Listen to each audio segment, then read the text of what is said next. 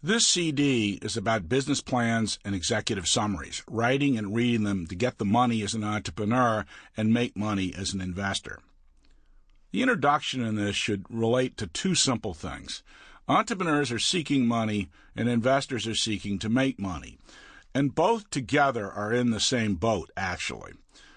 And what you need to know here we're going to work on is how to write a plan as an entrepreneur and how to read a plan as an investor.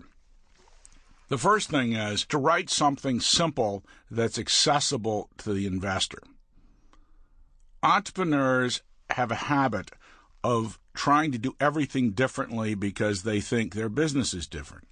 One of the important things to learn is you want to do everything the same so it looks familiar and only emphasize the few different points. From an investor's point of view, they're trying to relate what you're doing to something else in their life that succeeded. And that's a very important point. So when you're the entrepreneur, what you're trying to do is to relate it to something that succeeds. And one of the things we're going to suggest is before you send somebody an executive summary, it's often a good thing to talk to them.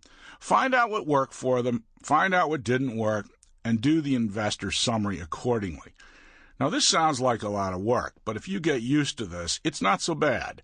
You start to tailor your thing to the individual. It helps you with your conversation with them, and generally it leads to a good result. As an investor, I cannot emphasize enough the need to learn how to read these plans professionally. And what you need to do is get the most amount of plans. This is something that a lot of groups don't emphasize. And when I go to VC conferences or angel conferences, they tell me about all the plans they get. And generally, it's 1,000 or less a year. Well, 1,000 or less a year is only 4 a day. And if you've been reading plans, you can pretty well separate 4 into 1 in the A pile, 1 not to look at all, and 2 to think about. Generally, you wind up with discarding the ones in the middle and keeping the top ones. It doesn't take you long to do that, but what you do need to do is seek the most of them. And I'm always surprised that investors don't understand this fact. The great General Dorio, who was a famous VC at American Research and Development, in the Boston area, what he used to do is get to know the UPS guys, and he'd say to them, who's shipping a lot? Who's new? What do you see? What are you picking up a lot of? What looks exciting?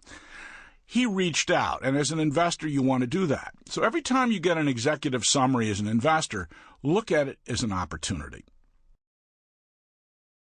Executive summaries are where the rubber meets the road.